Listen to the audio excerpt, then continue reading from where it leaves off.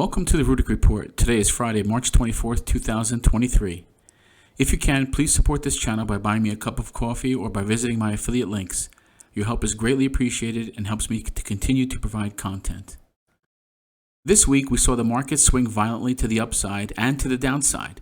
Clearly, the markets are indicating severe instability as the Fed continues to telegraph conflicting messages. The problem is that the Fed's model are analytically false. Studies have proven that the Fed has a very poor record. In fact, their forecasting has been very wrong every year since 2009. Why do the markets and people continue to rely on this organization to provide guidance for investors? They have become a laughingstock. The Fed continues to use old, defective forecasting models that have no true bearing of what is happening in the economy. In 2008, the Fed printed trillions of new money, and what was the result? It created the weakest recovery in our economic history. Currently, we are facing severe roadblocks for the economy. They include ongoing inflation, which is causing severe economic pressure on families across our country. The country is embroiled in a proxy war with Russia, with countries positioning themselves supporting their own causes, causing severe geopolitical instability, rising interest rates, company layoffs, and currently a banking liquidity crisis, which continues as I write this. So the chances of a deep recession are worse and continue.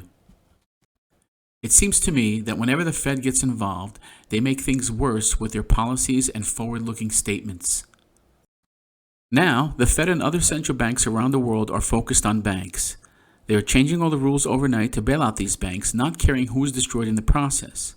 And in the recent case with Credit Suisse, the bondholders are left with nothing, while those running these failing institutions are rewarded with huge bonuses and stock payouts.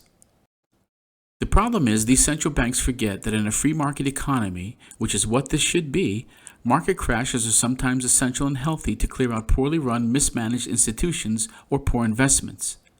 A failure, multiple failures, and the resulting crash is good at times and helps clear out the junk in the system and allows for a stronger, fiscally responsible players to dominate the space. So what has the Fed done now? It was thought that they would pivot in the face of this banking crisis and keep rates where they are or perhaps even lower them. But instead, Powell raised rates another 25 basis points, signaling that they may pause in the future, as if they had a choice. The fact is, no matter what the Fed does or decides to do, it either amounts to hyperinflation or an economic crash. Either way, the people are going to suffer. All that the Fed has now guaranteed is an epic economic meltdown. Sure, there may be some up days here and there, but with the Fed pumping billions per day into the failing economy, increasing the money supply will only raise inflation. And who's going to be buying the debt? The only country that will be buying the debt will be the United States. You know, people are always waiting for one major event that will be the marker for them to say, look, the markets have collapsed, not realizing that we are already in a global collapse. It's just that it's happening in slow motion, much like the proverbial frog in a pot. The frog is sitting there in warm water saying, wow, this is comfortable. And as the water temperature rises, he is none the wiser until the water reaches a point where it's game over. And that is where we are. The collapse is unfolding now.